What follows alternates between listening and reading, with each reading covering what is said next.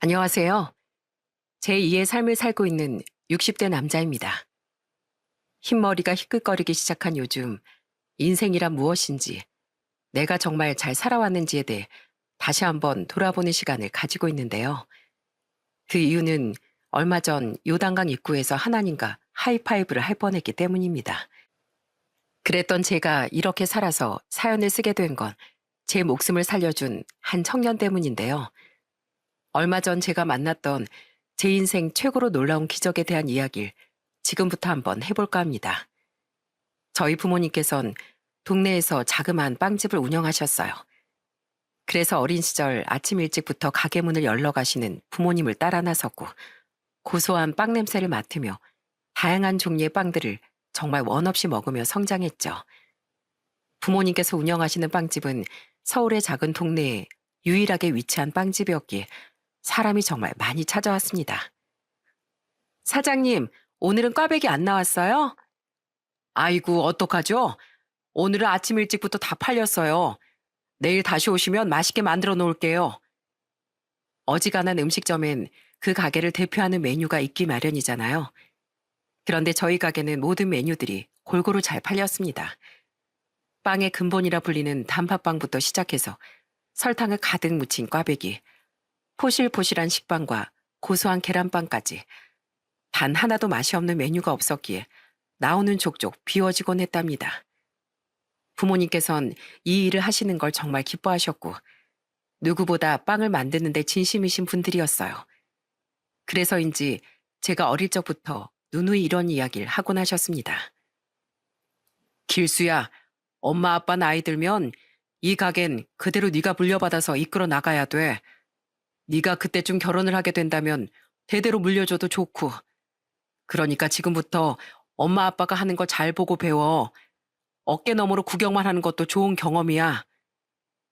사실 제가 이런 것에 관심이 전혀 없었다면 부모님의 말씀에 조금도 귀를 기울이지 않았겠지만 나고 자랄 때부터 봐온 것이 이거 하나뿐이었고 매일 아침마다 풍겨오는 고소한 빵 냄새를 사랑했기에 부모님의 말씀대로 나중에 어른이 된다면 이 가게를 꼭 운영해야지. 그리고 그때 결혼을 하게 된다면 꼭 자식에게도 이 가게를 물려줘야지 마음을 먹고 성장을 하게 됐어요.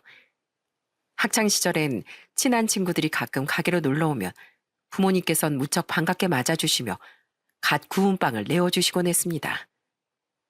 자, 이제 막 나온 따끈따끈한 빵이야. 이런 거 원래 나왔을 때 바로 먹는 거야. 자, 여기 주스랑 같이 먹어봐. 우와, 엄청 맛있겠다. 감사합니다. 저희는 그렇게 각 구운 빵을 나눠 먹으며 만화방에서 빌려온 만화를 보기도 하고 신나게 수다를 떨기도 하면서 시간을 보냈습니다. 지금 와서 생각해보면 아무것도 모르고 순수하게 친구들과 어울려 놀았던 그때 그 시절이 제일 행복했던 것 같기도 하네요. 저는 중학생이 됐을 때부터 부모님께 빵 만드는 법을 본격적으로 배우기 시작했습니다. 어깨 너머로만 배웠기에 실전에 들어갔을 땐 번번이 실수를 하는 바람에 애먼 재료들을 많이 낭비하기도 하고 부모님께 혼이 나기도 했지만 인간은 또 적응의 동물이라고 시간이 지나고 나니 조금씩 익숙해지기 시작하더라고요. 우리 아들이 누굴 닮았는지 습득력 하나는 진짜 기가 막히구만 그래. 이 정도면 지금 당장 가게 넘겨줘도 손색이 없겠어. 아버지, 빵집 문 닫을 일 있어요? 아직 아버지 어머니 따라가려면 한참 멀었어요. 처음부터 잘하는 사람이 어딨어. 원래 처음엔 이렇게 부딪히고 넘어지면서 배우는 거야. 그러면서 늘어가는 거고. 우리 아들이 아주 재능이 있네. 부모님이 이렇게 말씀하실 때마다 조금 부끄럽긴 했지만 그래도 저를 절대적으로 믿어주시고 응원을 해주시는 것 같은 느낌에 행복한 기분이 들기도 했습니다. 전 이렇게 꾸준히 부모님 밑에서 배운 다음 성인이 되자마자 바로 가게에서 일을 하겠다고 마음을 먹었어요. 그런데 담임 선생님께선 제게 조금 아쉽다는 말씀을 하시더라고요. 길수야, 부모님 가게에서 일을 하는 것도 물론 좋지만 선생님 생각으론 대학에 들어가서 공부도 하고 틈틈이 부모님을 돕는 게 더 좋지 않을까 생각이 들어. 너 정도면 성적도 우수하고 교우 관계도 좋은 편이라 대학에 가지 않겠다고 하는 게 이 선생님은 조금 아쉽네.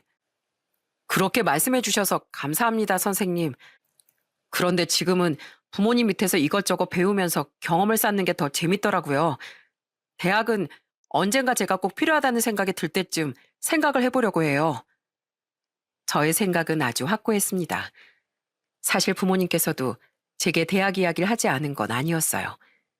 20살 대학에 들어가 캠퍼스를 누비면서 청춘을 느껴보는 게 좋지 않겠느냐 하시며 대학을 가는 방향으로 생각을 해보는 것도 나쁘진 않을 것 같다고 말씀을 주셨고 전 그런 부모님께 이렇게 대답했어요. 저는 졸업하고 나서 바로 어머니 아버지를 도와드리기로 마음 굳혔어요. 대학은 솔직히 가도 좋긴 하지만 전 지금 공부를 하는 것보다 친구들이랑 노는 것보다 뒤에서 이렇게 빵 만드는 걸 배우는 게 훨씬 더 재밌어요. 하나를 하고자 하면 그걸 제대로 배워서 막힘없이 앞으로 나아가는 게 제일 나은 방향이라고 생각해요, 전. 그래, 남자가 이런 뚝심이라는 게 있어야지. 아주 기특하다, 우리 아들. 그래, 이왕 마음 먹은 거 졸업하고 나면 본격적으로 한번 일해봐. 아버지가 누누이 말했지? 사람은 무엇보다 경험이 중요한 법이라고. 그러니까 네가 마음 먹은 만큼 열심히 배워봐. 혹시 아냐? 언젠간 네가 우리보다 훨씬 더 맛있는 빵을 만들어낼지. 부모님께선 저의 생각을 전적으로 믿어주시며 응원해 주셨고 그렇게 졸업을 하자마자 곧바로 가게에서 부모님의 일손을 돕기 시작했습니다. 졸업을 하고 나서 본격적으로 일을 시작하니 확실히 어깨 너머로만 배우던 시절보단 훨씬 더 의미 있고 재밌더라고요. 그 시절엔 잘 사는 사람들도 많았고 평범하게 살아가는 사람들도 정말 많았지만 빵 한쪽 사 먹기도 힘들 정도로 가난하게 사는 사람들도 적지 않은 편이었죠. 저희 가게가 동네에서 하나밖에 없는 곳이다 보니 가끔씩은 행색이 초라한 사람들이 창문 밖으로 기웃거리며 가게 안을 구경하는 일이 적지 않았죠. 부모님께선 가게 안으로 들어오지 못하고 서성이는 사람들을 보고선 항상 막 구워진 빵을 담아 건네주시곤 했습니다. 이런 걸 저희가 받아도 되는 건가요? 저희가 돈이 없는데. 돈 안 받고 무료로 드리는 거니까 부담 갖지 마시고 편하게 드셔도 돼요. 이거 방금 구운 거라 아주 쫄깃하고 맛있을 거예요. 저희 가게 빵들은 하나같이 다 맛있으니까 믿고 한번 드셔보세요. 아이고, 너무 죄송하고 감사합니다. 며칠 동안 아무것도 못 먹어서 배가 너무 고팠거든요. 사장님 덕분에 저희 애랑 같이 배를 채울 수 있을 것 같아요. 정말 감사합니다. 감사합니다. 사실 그때는 돈 한 푼 받지 않고 어려운 사람들에게 빵을 내어주는 부모님이 이해가 가질 않았습니다. 기껏 돈 받고 팔려고 아침부터 나와서 힘들게 만들어 놓고선 뭐하러 돈도 받지 않고 저런 사람들에게 빵을 내주는 거지? 싶은 마음에 한날은 어머니께 이렇게 물었어요. 어머니, 저런 사람들한테 팔 땐 단돈 100원이라도 좀 받고 파시지. 저희는 아침 일찍부터 나와서 이렇게 빵 만들어 파는데 찾아올 때마다 돈도 안 받고 주면 결국엔 가게 손해잖아요. 길수야, 사람은 말이야. 손익을 따지고 사면 안 돼. 이러면 손해를 보겠구나. 이러면 이득을 보겠구나. 하나하나 계산을 하고 생각을 하기 시작하면 결국 나중엔 인생이 피곤해지게 되는 거야. 저 사람들도 내 돈 주고 자유롭게 밥도 사 먹고 빵도 사 먹고 싶은데 그러지 못해서 얼마나 힘들겠어. 밥 한 끼 먹을까 말까 한 날들을 힘겹게 버텨내고 있을 텐데 이렇게나마 도와서 배를 조금이라도 채울 수만 있으면 우리가 보는 약간의 손해쯤 충분히 감수할 수 있다고 생각해. 그래, 엄마 말이 맞다. 저 사람들도 가난하게 살고 싶어서 사는 게 아닐 거야. 남들처럼 평범한 하루를 누리고 싶지만 그럴 여건이 되지 않아서 저렇게 사는 거겠지. 나중에 길순이가 우리 가게 물려받게 돼도 가게에 들어오지 못하고 서성이는 사람들을 외면하진 않았으면 좋겠다, 아들.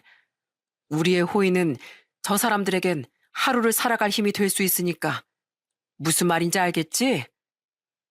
부모님의 말씀을 듣고서 뭔가 머리를 크게 한 대 얻어맞은 것 같은 기분이 들더라고요. 학교를 다니던 어린 시절엔 길에서 구걸을 하는 사람들이나 옷을 제대로 갈아입지도 못하고 때국물을 줄줄 흘리고 다니는 사람들을 보면서 하며 인상을 쓰고 다니기 바빴었는데 저와는 전혀 다른 성품을 가지고 계신 부모님을 보면서 부끄러운 마음이 들어 얼굴에 열이 확 오르더라고요. 그때부터 아, 내가 그동안 잘못 생각하고 있었구나 하는 생각을 하며 마음을 고쳐먹기로 다짐했습니다. 저는 20살 때부터 아버지 가게에서 일을 하면서 가게와 집을 반복하는 삶을 살았어요. 친한 친구들도 모두 대학을 진학하게 되면서 서로 바빠 거의 만나지 못했고, 만난다고 하더라도 동네에서 오다 가다 마주치며 인사를 하는 게 전부였죠. 그렇게 바쁜 일상을 살던 시기에 지금의 아내를 만나게 됐습니다. 아내와의 만남은 제법 운명적이라고 할 수 있었어요. 아내가 저희 가게 단골 손님이었기 때문이었죠. 일주일에 서너 번씩은 기본으로 가게에 들렸고, 워낙에 자주 오다 보니까 얼굴이 익어 부모님과도 간단하게 대화를 나눌 정도였답니다. 그러던 어느 날 아버지께선 장난스러운 말투로 아내에게 이렇게 물으셨어요. 우리 아가씨는 남자친구 없나? 네, 없어요. 제 친구들은 잘만 연애하고 일찍 결혼한 친구들도 몇 있는데 저만 혼자네요. 이젠 좀 생겼으면 좋겠는데 영 쉽지가 않아요. 그럼 우리 아들놈은 어때? 저 녀석도 눈 뜨면 출근밖에 안 하고 집이랑 가게밖에 안 다녀. 한창 좋을 나이에 여자친구라도 좀 만났으면 싶은데 말이야. 아가씨랑 딱 나이대도 맞고 좋겠구만. 길수야, 너 이리 좀 나와봐라. 아버지의 말을 주방에서 모두 듣고 있었던 전 너무 부끄러운 마음에 모습이 보이지 않게끔 몸을 확 숙여버렸고, 그런 제 모습을 본 어머니께선 몸이 뒤로 넘어갈 정도로 웃음을 터뜨리셨습니다. 아이고, 배꼽이야. 여보, 얘 숨었어. 부끄러운가 봐. 사내로 태어나서 저렇게 숫기가 없어서야 원. 야, 자고로 용기 있는 남자가 미인을 차지하는 법이라고 했는데 넌 미인 차지하긴 글러먹었다 이놈아. 아버지께선 이런 제 반응이 재밌다는 듯 계속해서 장난을 치셨고, 아내도 재미있는지 밖에서 엄청 웃는 소리가 들려오더라고요. 정말 민망해서 죽을 것 같았습니다. 그렇게 며칠이 지난 후 다시 아내를 만나게 됐습니다. 저는 그냥 고개만 한번 까딱하고 빵을 진열한 다음 들어가려고 하니 아내가 저를 붙잡고서 방긋 웃으며 이렇게 이야기를 하는 겁니다. 사장님 아들분 맞죠? 며칠 전에 부끄럽다고 숨어버리셨던. 앞으로는 부끄러워하지 말고 편하게 눈 마주치면서 인사하고 이야기해요. 이것도 인연인데 또래끼리 친하게 잘 지내면 좋잖아요. 아내의 말을 듣는데 거짓말 하나 보태지 않고 말하면 심장이 터져나갈 것 같았습니다. 그저 부끄러워서 그런 건지 아니면 설레는 마음에 그런 건지 구분이 전혀 되질 않더라고요. 그렇게 아내는 매번 가게에 들를 때마다 제게 소소하게 말을 걸기 시작했고, 처음엔 불편함, 부담스러움, 그리고 부끄러움 같은 복합적인 감정을 느끼던 저도 점점 아내가 편안해지기 시작했어요. 그러다 보니 어느덧 아내와 저는 자연스럽게 좋은 감정을 가지고 단골 손님과 사장님의 아들이라는 관계에서 연인으로 발전을 하게 됐습니다. 사람 인연이라는 게 참 신기하기도 하고, 또 지금 와서 생각해보면 아내와는 그냥 맺어질 운명이지 않았나 싶은 생각도 드네요. 저희는 성격이 잘 맞았고, 또 아내가 워낙 밝고 긍정적인 성격이었기에 5년간 트러블 없이 만남을 이어오다 30이 됐을 무렵 결혼을 약속하게 됐습니다. 저희가 결혼을 한다고 하니 부모님께서 너무나 좋아하시더라고요. 우리 가게 단골 손님을 며느리로 다 받아들이는 날이 오고 사람 인연이란 알다가도 모를 일이라니까. 안 그래 여보? 그러니까 말이야. 처음엔 그렇게 부끄럽다고 눈도 못 마주치고 눈을 피하고 몸을 숨기고 아주 난리법석을 다 떨더니만 두 사람 앞으로 다투지 말고 잘 살아.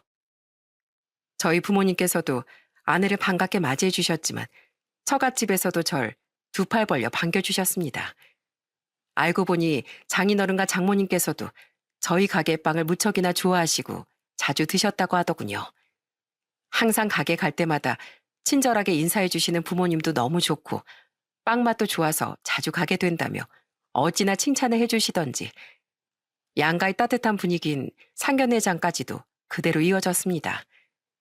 저희는 양가 부모님들 모두의 축복 속에서 결혼식을 올렸고, 결혼식을 올리자마자 소중한 생명이 찾아와 줬습니다. 아내는 임신 초기 입덧이 굉장히 심한 편에 속했었는데요. 고기 냄새, 과일 냄새엔 구역질을 하고 입에도 대지 못하는 수준이었지만 딱 하나, 저희 가게에서 파는 빵 하나만큼은 정말 맛있게 먹어줬습니다. 빵은 잘 들어가? 속 안 울렁거려? 어, 다른 건 하나도 안 들어가는데 진짜 신기하게 이거 하나만큼은 잘 들어가네. 나도 너무 신기해. 어떻게 이럴 수가 있는지. 입덧 기간 동안 빵만 주구장창 먹는 아내를 보며 정말 좋아하나 보다, 신기하다 라는 생각을 하기도 했지만 그래도 심한 사람들은 물 한 모금 마시지 못하고 주구장창 토를 한다는데 이거라도 잘 먹어주니 참 다행이다 싶었죠. 그렇게 10달이라는 시간이 지나 저희 두 사람 사이엔 떡두꺼비 같은 아들이 한 명 태어나게 됐고 저희는 온전한 가정을 이룰 수 있었습니다. 그리고 아이가 태어난 지 석 달 정도가 지났을 무렵쯤 부모님께서 절 부르시곤 이런 말씀을 하시더라고요.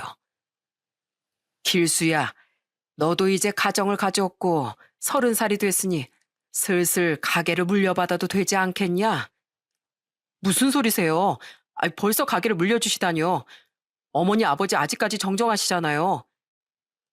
이제 우리도 흰머리가 올라오기 시작했고 얼굴에 주름살도 한 줄 두 줄 늘어나는데 너희 엄마랑 나도 이제 조금은 쉬어야 하지 않겠냐. 너한테 가게 넘겨주고서 우린 살아오는 동안 모아온 돈 가지고 여행이나 다니면서 노년을 즐겨보련다. 하나밖에 없는 아들내미도 이렇게 번듯하게 잘 키워놨겠다. 장가도 보내놓고 손자도 받겠다. 며느리도 받겠다. 빵집도 이 정도면 성공했겠다. 우리한테 이룰 것이 남은 것도 아니고 더 이상 미련 남은 거 없다. 깔끔하게 너한테 물려주마.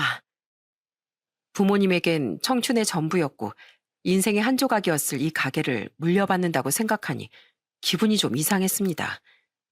오랜 세월 동안 부모님께서 고생을 하셨던 것도 맞고 쉴 틈 없이 달려오셨던 것도 맞았고 일찌감치 시작을 해봐도 나쁠 것 없겠다 싶었기에 저는 부모님의 가게를 물려받기로 결심했습니다. 부모님께선 그동안 가게를 어떻게 운영해 오셨는지에 대해 하나부터 10까지 꼼꼼하고 자세하게 제게 인수인계를 해주셨고 한 달 동안 하나도 빠짐없이 기록한 후 본격적으로 저 혼자 가게를 운영하게 됐습니다. 언제나 셋이었던 이 공간에 이제 저 혼자 남게 되니 기분이 영 묘하기도 하고 어깨에 책임감이라는 무게가 느껴지는 것도 같았어요. 육아를 위해 휴직을 하게 된 아내는 저녁쯤 종종 아이를 얻고 빵집에 들러 가게 정리를 돕곤 했습니다. 부모님과 함께 일을 할 때보단 훨씬 더 피로했고 몸이 힘들긴 했지만 그래도 아내가 이렇게 도움을 주기도 했고 또 가게에 오시는 손님들도 얼굴이 익숙한 손님들이 대부분이었기에 불편한 부분은 조금도 없어서 만족했습니다. 인생 두 번째 페이지를 쓸 수 있게끔 만들어준 아이를 만난 것도 이 무렵쯤이었어요. 어우, 난 여름이 이래서 싫어. 무슨 놈의 비가 이렇게 많이 내리냐? 그날은 하늘에 구멍이라도 뚫리냐 비가 억수같이 쏟아지던 날이었습니다. 습기 어린 날씨에 투덜거리며 가게 문을 열기 위해 출근을 했는데 세상에 조그만 어린아이가 우산도 쓰지 않은 채로 비를 쫄딱 맞으며 서 있는 게 아니겠어요? 저는 그 광경을 보고 정말 소스라치게 놀라 급히 그 아이에게 우산을 씌워주며 물었습니다. 아가, 왜 우산도 안 쓰고 있어? 이렇게 비가 많이 오는데. 가게 문 열릴 때까지 기다리고 있었어요. 빵 사 먹고 싶어서요. 아, 그랬구나. 있잖아. 가게 문은 지금 여는 게 맞긴 한데 혹시 빵 사러 온 거니? 그런 거면 적어도 1시간은 넘게 기다려야 할 텐데 괜찮겠어? 네, 괜찮아요. 얼마든지 기다릴 수 있어요. 얼마든지 기다릴 수 있다는 아이의 말에 저는 가게 문을 열고 아이를 데리고 들어갔고 곧바로 창고 안인 수건을 꺼내 아이를 깨끗하게 닦아준 다음 우유 한 잔을 따뜻하게 데워 가게 안쪽에 있는 공간에 앉혀두고서 어젯밤 미리 만들어둔 반죽을 꺼내 바로 빵을 굽기 시작했습니다. 1시간 정도의 시간이 지난 후 진열대에 어느 정도 빵들이 공간을 채워가기 시작했고 저는 자리에 앉아서 발장난을 치고 있는 아이를 향해 손짓했어요. 많이 기다렸지? 이리 와서 편하게 먹고 싶은 거 골라 담아. 아이는 제 말에 신이 나서 쪼르르 달려오더니 어떤 빵을 담을까 고민하면서 빵을 담기 시작했습니다. 그 조그만 아이가 입을 앙다물고서 고민하는 모습을 보니 무척 귀엽더라고요. 그렇게 5분 정도를 돌아다니다 빵 3개를 골라 제게 들고 왔고 저는 빵을 봉투에 담아준 다음 가격을 이야기해 줬습니다. 자, 빵 3개 1,500원이다. 제 말에 아이는 한참 동안 주머니를 뒤적거리더니 동전을 꺼내 세어보곤 아쉬운 듯한 표정을 지었습니다. 누가 봐도 돈이 조금 부족한 듯 보여 물었더니 아무 말 없이 제게 손을 쫙 펴서 보여줬고 아이의 작은 손바닥 위엔 100원짜리 2개, 50원짜리 4개, 10원짜리 동전 5개 등이 올라가 있었어요. 다 합쳐봐도 빵의 가격엔 터무니없이 못 미치는 가격이었죠. 저는 한참 동안 고민을 하다가 아이를 향해 웃으며 이렇게 물었습니다. 얘, 빵 먹고 싶어? 아니에요. 괜찮아요. 저희 할머니가요. 이런 거 원래 제 돈 주고 사 먹어야 하는 거라고 욕심 부리면 안 된다고 하셨어요. 아저씨 죄송합니다. 우와, 할머니가 되게 잘 가르치셨네. 그런데 오늘만큼은 그냥 가지고 가도 돼. 우리 가게 첫 번째 손님이기도 하고 또 비가 이렇게 많이 내리는 날 가게 문이 열릴 때까지 우산도 없이 비 맞으면서 기다려줬잖아. 그러니까 오늘은 들고 온 돈만 내고 이거 다 가지고 가도 돼. 아저씨가 우리 꼬마한테 주는 선물이야. 우와, 진짜요? 진짜 저 이거 가지고 가도 돼요? 그럼. 마침 비도 그쳤다. 비 다시 쏟아지기 전에 얼른 들고 가. 감사합니다, 아저씨. 감사합니다. 아이는 무척이나 밝은 얼굴로 계속 고개를 숙이면서 감사하다는 인사를 하고 나갔고 그 무렵 다행히도 비가 그쳐서 햇빛이 나고 있더라고요. 아이가 우산 없이 편하게 갈 수 있어서 조금은 마음이 놓였습니다. 그리고 아이는 다음 날도 그 다음 날도 거의 매일같이 동전을 들고서 가게에 찾아왔어요. 그리고선 딱 그 값에 맞게끔 빵을 하나만 골라 계산대에 올려뒀고 저는 그걸 보고서 다른 빵을 2개 골라 함께 봉투에 담아주곤 했죠. 아이는 항상 뭔가 잔뜩 묻어있는 같은 옷을 입고서 가게로 찾아왔기에 뭔가 사정이 있는가 보다 싶은 마음이 들어 저절로 챙겨주게 되더라고요. 예전에 저희 부모님께서 그러셨던 것처럼 말이죠. 빵 몇 개 돈을 안 받고 더 얹어준다고 가게가 쫄딱 망하는 건 아니라는 걸 알았기 때문에 아쉬움 없이 아이에게 빵을 넣어줄 수 있었어요. 그렇게 거의 매일같이 얼굴을 마주하다 보니 자연스럽게 말도 걸 수 있을 정도로 가까워지게 됐죠. 우리 가게 아기 단골 손님인데 내가 이름 하나도 못 물어봤네. 꼬마야, 넌 이름이 뭐야? 제 이름은 김지안이에요. 나이는 10살이고요. 김지안? 와, 되게 멋진 이름이네. 지안인 여기서 어떤 빵을 제일 좋아해? 전 다 좋아하고요. 저희 할머니는 크림빵이 제일 맛있다고 하셨어요. 할머니? 아, 지안이가 사가면 할머니랑 항상 같이 먹는구나. 그지? 맞아요. 할머니가 빵을 되게 좋아하시는데요. 많이 많이 사드리고 싶은데 그럴 수가 없어서 한 개씩이라도 사드리려고 동전 가지고 오는 거예요. 아이고, 우리 지안이 기특하네. 아직 나이도 어린데 할머니 생각할 줄도 알고. 할머니가 지안이 마음 아시면 되게 좋아하시겠다. 그치?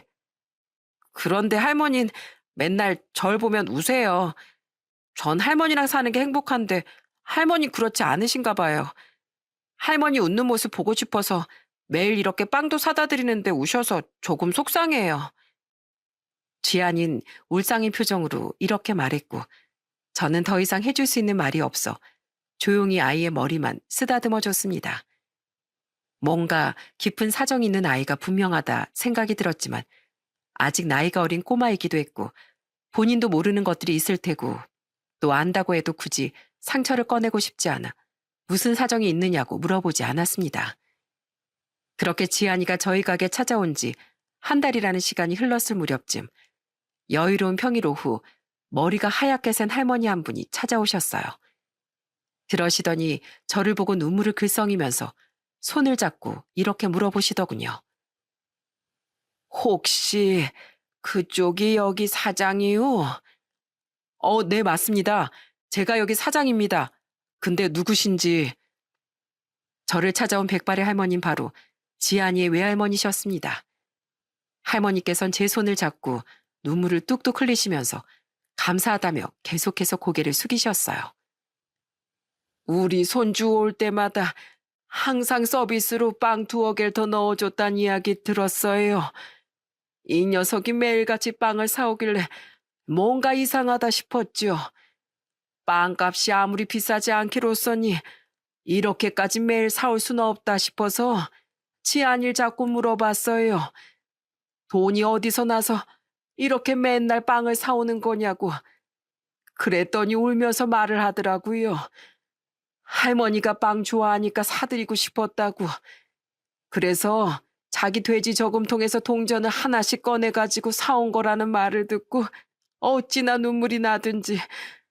그런데 사장님께서 매일같이 우리 손자한테 서비스로 2~3개씩 더 넣어줬다는 말을 듣고서 이렇게 찾아왔어요.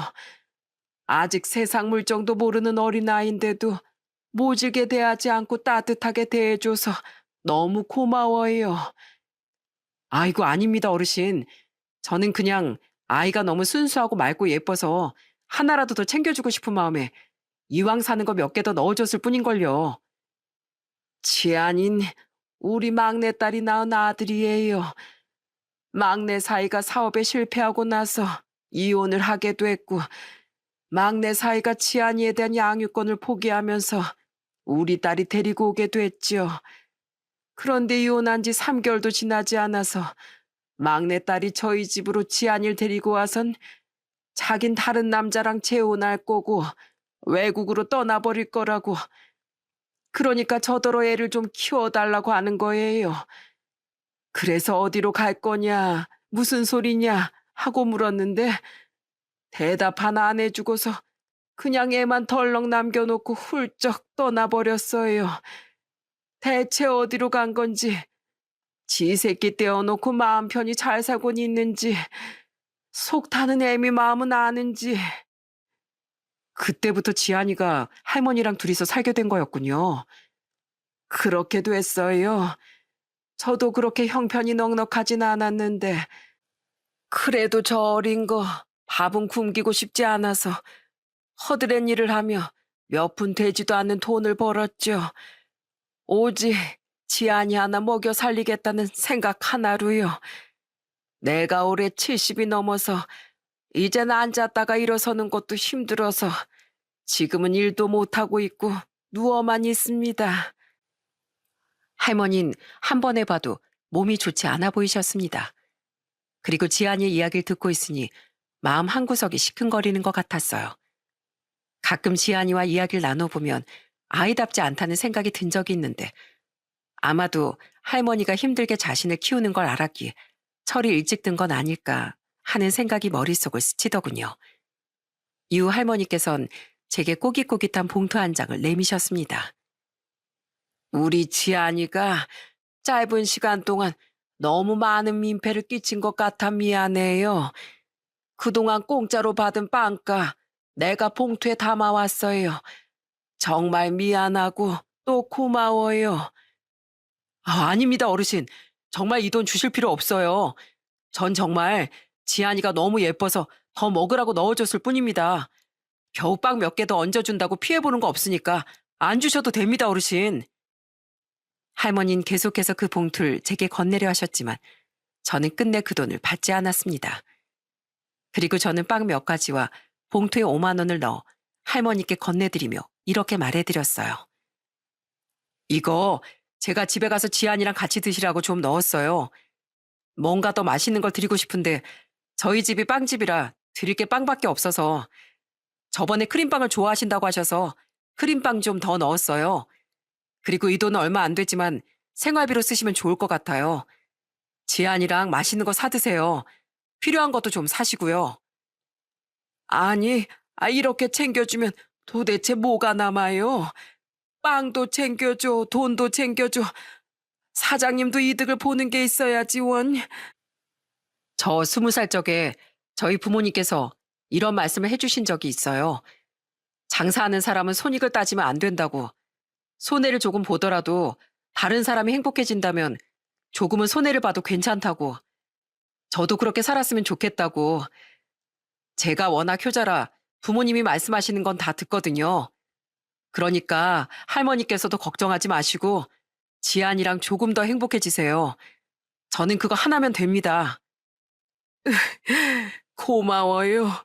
어쩜 이렇게 젊은 사람이 속이 깊을꼬. 단언컨대 장사도 대박 날 겁니다. 지금보다 더 잘 될 거예요. 고마워요. 정말 고마워요. 할머니께선 이후 계속해서 인사를 하시고 집으로 돌아가셨습니다. 지안이의 사연을 모두 알고 나니 참 가슴 한켠이 먹먹해지는 것 같았어요. 그날 밤 아내와 대화를 나누며 뭔가 지안이를 도울 수 있는 게 없을까 하며 계속해서 생각하고 이야기를 나눴습니다. 그런데 할머니가 찾아오셨던 그 다음 날부터 지안이는 더 이상 아저씨하며 저희 가게로 찾아오지 않았어요. 혹시나 아침 일찍 문을 열면 찾아올까 싶어 평소보다 훨씬 더 일찍 문을 열어봤지만 아이의 발걸음 소리조차 들리지 않더라고요. 혹시라도 무슨 일이 생긴 건 아닐까? 아니면 어디가 아픈 걸까? 그것도 아니면 할머니가 갑자기 피치 못할 사정으로 이사라도 가게 된 걸까? 이런저런 복잡한 생각의 끝은 아이의 행복이었어요. 갑자기 발걸음이 끊긴 건 서운하기도 하고 걱정도 되지만 무슨 일이 있다고 하더라도 그 일이 부디 슬픈 일이 아니라 행복한 일이길. 먼 훗날 소식을 들었을 때 우와 정말? 그래서 그랬던 거구나 할 정도로 기쁜 일이 찾아온 것이길 기원했습니다. 그렇게 세월은 속절없이 흘러 어느덧 제가 환갑이라는 나이에 접어들게 됐어요. 30년이라는 세월은 참 길고도 빠르게 흘러가더군요. 그동안 저희 빵집은 한 곳에 장사를 한 게 아니라 기존에 있던 가게가 재개발이 되는 바람에 다른 동네로 가게를 이전할 수밖에 없었어요. 하지만 맛과 가격은 저렴하게 판매되는 건 변하지 않았습니다. 시대가 변하면서 프랜차이즈 빵집도 무척이나 많이 생겨났지만 저희는 주머니 사정이 안 좋은 분들이 많다라는 걸 알기에 저렴한 가격으로 빵을 팔았어요. 그 덕분에 단골분이라든지 노인들, 아이들이 많이 찾아와주고 계십니다. 아유, 요새 물가가 진짜 미친 듯이 오르는데 그래도 사장님 가게는 크게 오르지 않아서 다행이에요. 요샌 빵 하나 값이 3,000원, 5,000원이 넘는다니까요. 빵 하나 가격이 식사 하나 값인 게 말이나 되는지 원. 손님들이 올 때마다 그렇게 말씀해 주세요. 저희 가게는 다른 곳처럼 가격도 올리고 그리고 맛도 변했음 이렇게 오랫동안 장사 못했죠. 우리 아들도 좋은 배필을 만나 장가를 가고 아내도 건강하게 제 옆에 있어주고 변함없이 한자리에서 장사를 하면서 손님들에게 행복을 안겨드리고 있었지만 딱 한 가지 변화가 찾아온 게 있었습니다. 그건 바로 저의 건강이었어요. 5년 전 협심증으로 인해 한 번 쓰러진 이후로 그 누구보다도 건강관리를 철저하게 신경 쓰기 시작했거든요. 사람이 죽을 고비를 한 번 넘기니 그때부터 정신이 번쩍 들더라고요. 그 일을 겪고 나선 건강에 엄청 신경을 쓰고 있었는데 어느 순간부터 가슴이 영 답답하다는 느낌이 들기 시작했습니다. 가슴이 막 조이는 것 같기도 했고 말이죠. 아내는 그런 저를 보며 걱정스럽게 말하더군요. 혹시 모르니까 미리 병원 예약해 두자. 괜찮겠지 생각하고 손 놓고 있다가 갑자기 쓰러지는 것보단 훨씬 낫잖아. 아휴, 약도 잘 먹고 있고 몸에 안 좋은 것들은 죄다 끊었는데 별 문제 없겠지. 그냥 요새 좀 피곤해서 그런 걸 거야. 내일 병원 예약했으니 걱정하지 말어. 그만큼 관리를 잘하고 있었기에 크게 걱정되는 부분들은 없었고 다음날 날이 밝자마자 가게에서 우선 해야 할 것들만 하고 병원으로 향했습니다. 그런데 걸음을 걸으면 걸을수록 누군가 심장을 양손으로 잡아 찢는 듯한 통증이 찾아오더니 식은땀이 줄줄 흐르기 시작하더군요. 그 통증을 온몸으로 느낀 걸 마지막으로 제 기억은 누군가 가위로 딱 자른 것 마냥 끊겨버렸습니다. 그리고 눈을 떴을 땐 하얀 천장이 보였고 고개를 돌리니 눈물을 흘리고 있는 아내와 아들 내외가 서 있더라고요. 여기가 어디지? 무슨 상황이지? 싶은 생각이 가장 먼저 들었습니다. 저는 분명 병원을 가기 위해 길을 걸어가고 있었는데 말이죠. 여보, 여기가 어디야? 분명 가게 근처에서 쓰러진 것 같은데. 여보, 정신이 좀 들어? 나 누군지 알아보겠어? 당연히 알아보지. 하나뿐인 내 마누라잖아. 아휴, 다행이다, 다행이야. 난 못 깨어나는 줄 알고 내가 얼마나 걱정했는지 알아? 당신 급성 심근경색이었대. 1분이라도 늦었음 정말 죽었을 수도 있대. 마침 그때 길을 지나가는 착한 시민이 당신 쓰러지는 거 보고 바로 심폐소생술하고 직접 119까지 다 불러주셨대. 하늘에서 당신 아직 올 때 아니라고 도로 돌려보내셨나 봐. 당신은 그냥 살 운명이었나 봐. 지나가는 시민? 전 제 목숨을 살려준 그분에게 꼭 은혜를 갚고 싶었습니다. 아마도 그분이 아니었다면 전 아마도 이 세상에 없었을 수도 있었을 테니 말이죠. 제게 닥친 상황은 말 그대로 천운이라고밖엔 표현할 수 없는 상황이었어요. 하늘이 제게 두 번째 인생을 선물해 준 것 같다는 생각이 들더라고요. 그렇게 저는 병원의 권유로 입원을 하게 됐습니다. 빵집은 당분간 쉬기로 하고 치료에만 전념하기로 했죠. 그러던 어느 날이었어요. 그날은 정말 지금도 잊을 수가 없습니다. 그 이유는 제 생명을 살려주었던 시민이 절 찾아오는 게 아니겠어요? 30대 후반 정도 되는 건실한 총각이었고 손에는 꽃이 들려 있었습니다. 안녕하세요. 저는 이번에 아저씨를 도운 사람입니다. 아유, 반가워요. 잘 왔어요. 얼마나 궁금하고 보고 싶었는지 몰라요. 이 은혜를 어떻게 갚아야 할지 고맙습니다. 고마워요. 저는 연신 고개를 숙이고 감사 표현을 했습니다. 처음엔 본인이 목숨을 구한 사람이 어떻게 됐나 궁금해서 온 줄 알았습니다. 하지만 그 총각은 갑자기 눈물을 흘리기 시작했어요. 정말 다행이에요. 정말 보고 싶었습니다. 아저씨 누군지 저 못 알아보시겠어요? 예? 전 처음 보는 얼굴인 것 같은데 혹시 절 아시나요? 대뜸 눈물을 흘리며 본인이 누군지 아냐고 물어보니 당황스럽더라고요. 하지만 제 손을 잡고 본인의 정체를 말한 순간 저는 그 총각을 끌어안고 오열하고 말았어요. 저 지안입니다. 아저씨께서 가난한 제게 매일 공짜빵을 주셨던 김지안이에요. 누구시라고요? 제가 잘못 들은 거 아니죠? 다시 한번 말씀해 주시겠어요? 김지안이요. 30년 전에 아저씨 가게에서 동전만 들고 와서 빵 사 먹었던 지안이, 그 김지안이에요. 아이고, 이게 누구야? 정말 네가 지안이냐? 진짜 지안이가 맞아? 아이고 세상에, 이게 얼마만이냐? 어떻게 이런 일이 있을 수가 있어? 정말 듬직하게 잘 커졌구나. 잘 커졌어. 저를 살린 사람의 정체는 바로 30년 전 저희 가게에 동전 몇 개를 들고서 빵을 사 먹으러 오던 꼬마아이 지한이었습니다.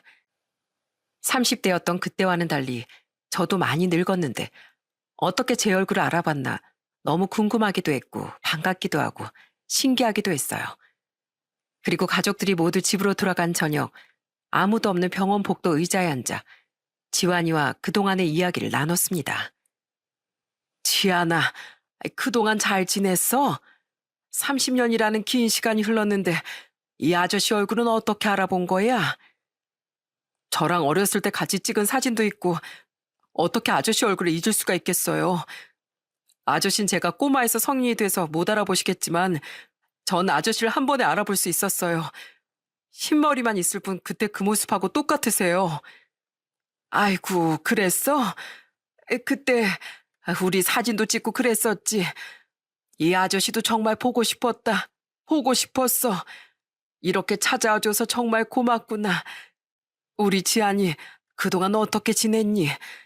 녀석 온다 간다 말도 없이 그렇게 갑자기 사라져버려서 얼마나 아저씨가 걱정했다고. 죄송해요. 그때 절 키워주신 외할머니 기억나시죠? 그럼 기억나고 말고 세월이 흘렀어도 그거 하나만큼은 선명하게 기억하고 있어. 어느 날부턴가 할머니가 몸이 많이 안 좋아지기 시작하셨어요. 그래서 그 소식을 들은 외삼촌께서 곧장 오셔가지고 저와 할머니를 데려가셨어요. 할머니가 정말 위독하셨거든요. 그래서 곧장 외삼촌이 사시는 경상도 진주로 내려가 거기서 지금껏 살아왔어요. 에휴, 그랬구나. 그런 급박한 상황이 있는 줄도 모르고 난 많이 걱정했었지. 동네 사람들한테 치안이 못 봤냐고 얼마나 묻고 찾아다녔는지 몰라. 죄송해요. 전 그냥 그때 어른들 손에 이끌려가다 보니 인사할 틈도 없었어요. 그래. 그래서 할머니는 어떻게 되셨어? 할머니는 외삼촌 댁으로 옮기신 후 한 달도 안 돼서 돌아가셨어요. 제 손을 꼭 붙들면서요. 외삼촌 외숙모 말씀 잘 들으라고 하시면서 그렇게 조용히 눈을 감으셨습니다. 아이고, 그러셨구나. 그럼 그동안 외삼촌과 함께 지냈던 거야? 네, 얼마나 저한테 잘해주셨는지 몰라요. 두 분 덕분에 이렇게 건강하게 잘 자랄 수 있었어요. 지안인 다행히도 외삼촌네 집에서 잘 지냈던 걸로 보였어요.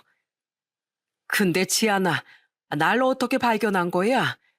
전에 운영하던 가게도 재개발돼서 다른 동네로 이전을 했었는데. 네, 맞아요. 아저씨 찾으려고 얼마나 고생을 했는지 몰라요. 가게 이름도 바뀌셨더라고요. 그랬지. 가게 이전하면서 우리 손주가 태어나서 가게 이름을 우리 손주 이름으로 바꿨었지. 그래서 아마 찾기 힘들었을 거야. 네, 아무리 검색을 해도 안 나오더라고요. 그래서 틈틈이 시간을 내고 찾아다니다 마침내 발견하고 아저씨를 뵈러 가던 날이었어요. 아저씨를 발견하고 반갑게 멀리서 인사하려는 참에 아저씨가 갑자기 가슴을 부여잡고 쓰러지시는 거예요. 그래서 급하게 심폐소생술을 하고 119에 제가 신고를 했던 거였어요. 아이고, 그랬구나. 너 아니었으면 난 이미 이 세상 사람이 아닐 거야. 고맙다. 고마워, 지안아. 지안이 그동안 절 찾아다녔던 걸로 보였습니다. 저는 그런 것도 모르고 30년이라는 세월이 지나 지안이란 이름을 잊고 살았는데 말이죠. 내게 다시 와준 지안인 제 생명의 은인으로 제 앞에 당당히 나타났던 거였습니다. 그래, 지안아. 넌 하는 일이 뭐냐? 뭔데 그렇게 능숙하게 날 살릴 수 있었던 거야? 네, 지금은 119 구급대원으로 일하고 있습니다. 119 구급대원? 아주 훌륭한 일을 하고 있구나. 그래서 네가 날 살렸던 거였어. 네, 구급대원이 된 이유는 평생 절 키워주시다 돌아가신 할머니 때문이었어요. 그때는 제가 어리고 할 줄 아는 게 없어서 할머니께 많은 도움을 주지 못했지만 꼭 내 손길을 필요로 하는 사람들에게 도움을 주고 싶었거든요. 할머니도 돌아가시기 전에 은혜를 받았으면 사람은 꼭 은혜를 갚아야 한다고 말씀하셨고요. 아저씨가 어린 절 가엾게 여기고 손을 내민 것처럼 저도 누군가에게 도움을 주는 사람이 되고 싶었어요. 그래서 구급대원이 됐고요. 그래, 훌륭하다, 훌륭해. 아주 따봉이야, 따봉. 그렇게 저희는 사람 없이 불이 반쯤 꺼진 고요한 병원 복도에서 서로 꽉 끌어안은 채 그동안의 그리움이 조금은 녹아들 때까지 눈물을 펑펑 쏟아냈습니다. 그리고 지안인 제게 또 하나의 선물을 안겨주었어요. 저의 병명은 심근경색이었기에 치료를 하기 위해선 스텐트 시술이라는 걸 진행해야 했습니다. 그런데 지안이 녀석이 수술 비용부터 입원 비용까지 모두 자기가 부담하겠다고 하는 게 아니겠어요? 저는 그 말을 듣고서 정말 깜짝 놀라 이렇게 말했습니다. 뭔 소리를 하는 거야? 나도 돈 있어. 이렇게 찾아주고 살려준 것도 고마운데 병원비까지. 그건 고맙지만 사양아마. 에이, 아저씨. 아저씨가 매일 제게 공짜로 준 빵값이라고 생각해 주세요. 저 그 정도는 능력 됩니다. 춥고 배고프고 힘들 때 제 손을 내밀어 주셨잖아요. 이제는 제 손길을 받아주세요, 아저씨. 아이고, 이 녀석아. 사람 눈물 나게 하네. 그래, 알았다. 알았어. 지안인 빵값으로 제 수술비와 병원비를 내주었고 며칠 뒤 또 한 명의 사람을 소개시켜 주더군요. 안녕하세요. 박수연이라고 합니다. 말씀 많이 들었습니다. 아, 예. 안녕하세요. 그런데 누구? 아저씨, 저와 2년 전에 결혼한 제 와이프예요. 아저씨 얘기를 했더니 꼭 만나 뵙고 싶다고 해서요. 저도 소개시켜드리고 싶었고요. 총각이 아니라 결혼을 했었어. 아주 잘했구나, 잘했어. 예, 안녕하세요. 저는 작은 빵집을 운영하는 사람입니다. 이렇게 와주셔서 감사해요. 지안이 와이프는 참 순수하고 고왔습니다. 그리고 뱃속엔 지안이 아이가 자라고 있었어요. 10살 때 코 올리는 꼬마가 이제는 어엿한 어른이 돼서 가정을 꾸리고 살아가는 가장이 된 모습을 보고 얼마나 흐뭇하고 좋았는지 모릅니다. 옆에서 지켜보던 제 아내도 아름다운 한상이라며 치켜 세워주었고요. 그 뒤로 우린 시간만 되면 만나서 밥을 먹고 즐거운 시간을 갖고 있습니다. 안타까운 일이지만 지안이를 버리고 간 지안이 친모도 세상을 떠난 걸로 보였어요. 그래서 명절만 되면 자기 외삼촌 집에 들렀다가 꼭 저희 집에 들른답니다. 아저씨, 세배 받으세요. 어서요. 아유, 됐다, 됐어. 뭔 세배야? 그냥 앉아서 밥 먹자. 남사스럽게. 에이, 세배 안 받으시면 저 이렇게 하루 종일 서 있을 거예요? 아무튼 못 말린다, 못 말려. 그래, 알았다. 어서 해보거라. 아저씨, 새해 복 많이 받으세요. 그리고 만수무강하시고요. 그래, 우리 지안이 와이프도 새해 복 많이 받고 행복하게 살자꾸나. 옛다 세뱃돈. 복 받으려고 준 돈이니까 받아야 된다. 네, 감사합니다. 이렇게 2년이 지난 지금 우리는 한 가족이라고 말할 정도로 잘 지내고 있습니다. 때로는 제 아들보다 훨씬 더 아들 같은 면모를 보이며 저를 옆에서 살뜰히 챙기고 있는데요. 제가 시술을 받은 이후 정말 하루도 빠짐없이 전화가 와서는 이런저런 잔소리를 하곤 한답니다. 아저씨, 오늘은 컨디션 좀 어떠세요? 아주 좋다, 좋아. 잠도 푹 잘 잤고 통증도 없고 베리굿이다, 베리굿. 혹시라도 술이나 담배 하시는 건 아니시죠? 제가 나중에 아주머니 만나면 다 여쭤볼 거예요. 아이고, 이럴 때 보면 우리 마누라보다 더 잔소리가 심하다니까. 걱정하지 마라. 술, 담배는 호랑이 담배 피던 시절에 끊었으니까. 이런 사소한 안부를 주고받으며 대화를 나누는 게 제가 꿈꿔왔던 삶이었던 것 같습니다. 요즘은 눈을 뜨고 감는 하루하루가 정말 뜻깊고 소중하고 또 행복한데요. 제2의 삶을 살게 된 만큼 그토록 그리워했던 지안이를 다시 만나 인연을 맺게 된 만큼 작은 것들 하나까지도 허투루 여기지 않고 소중하게 여기며 앞으로도 행복을 추구하면서 열심히 인생을 살아가 보려고 합니다. 제 사연은 여기까지입니다. 이 사연을 듣고 계신 구독자님들도 언제나 건강하고 좋은 일만 있으시길 바라고 가정의 무궁한 발전이 있길 바랍니다. 제 사연 들어주셔서 감사합니다.